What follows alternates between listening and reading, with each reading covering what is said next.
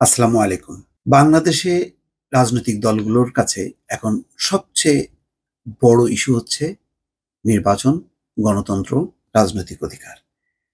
তার মধ্যে দ্বাদশ জাতীয় সংসদ নির্বাচন যেহেতু হয়ে গেল এবং সেই নির্বাচনে অধিকাংশ রাজনৈতিক দল বঞ্চিত হয়েছে, সেই কারণে তাদের প্রতিটা বক্তব্যে উঠে আসছে নির্বাচনের কথাটি। অর্থাৎ সেই নির্বাচনে দল হিসেবে অংশ নিতে পারেনি, তাদের বক্তব্য মানুষও ভোট দিতে পারেনি। সুতরাং ঘুরে ফিরে কিন্তু প্রায় প্রতিটি রাজনৈতিক দল যারা বিরোধী রাজনৈতিক করেন তাদের মুখে কিন্তু একই বক্তব্য। আপনারা নিশ্চয়ই জানেন যে প্রায় ৬০ থেকে ৬২টা নিবন্ধিত অনিবন্ধিত রাজনৈতিক দল দ্বাদশ জাতীয় সংসদ নির্বাচনে অংশ নিতে পারেনি। এমনকি যারা নির্বাচনে অংশ নিয়েছে সেই ২৭ থেকে ২৮টি রাজনৈতিক দল, তাদের মধ্যে মাত্র ৪টি দল সংসদে প্রতিনিধিত্ব করছে।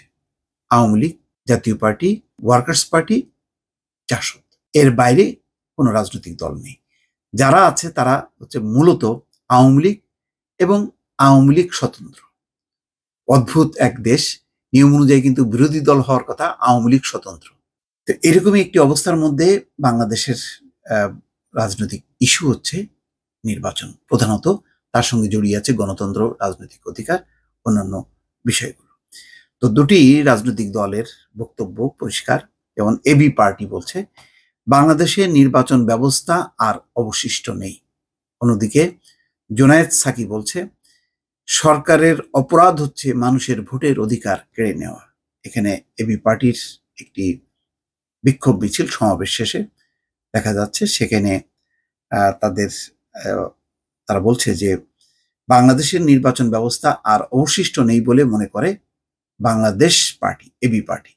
দলটির ভাষ্য, এবারের প্রহসনমূলক উপজেলা নির্বাচন অতীতের ইতিহাসকে ম্লান করে দিয়েছে।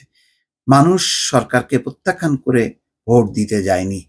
শনিবার রাজধানীর বিজয়নগর এলাকায় এক প্রতিবাদ সমাবেশে দলের নেতারা এসব কথা বলেন। প্রহসনমূলক উপজেলা নির্বাচনের নামে সন্ত্রাস, হানাহানি ও লোডশেডিং সংকট সমাধান না করে উল্টো বিদ্যুতের মূল্য বৃদ্ধির প্রতিবাদে এই কর্মসূচির আয়োজন করা হয়। সমাবেশের আগে বিক্ষোভ মিছিল করেছে এবি পার্টি। বিকেল ৪টায় বিজয়নগরে দলের কেন্দ্রীয় কার্যালয় থেকে মিছিলটি শুরু হয়ে সেগুনবাগিচা, নাইটিঙ্গেল, নয়াপল্টন মোড় ঘুরে বিজয় ৭১ চত্বরে এসে শেষ হয়। পার্টির যুগ্ম আহ্বায়ক তাজুল ইসলাম অভিযোগ করেন এই নির্বাচন কমিশন রাজদরবারের গোপাল ভাঁড়ে পরিণত হয়েছে। উপজেলা নির্বাচনকে প্রত্যাখ্যান করে মানুষ ভোট দেয়নি। তো এই হচ্ছে বক্তব্য। পাশাপাশি জুনায়েদ সাকি তিনি কি বলছেন?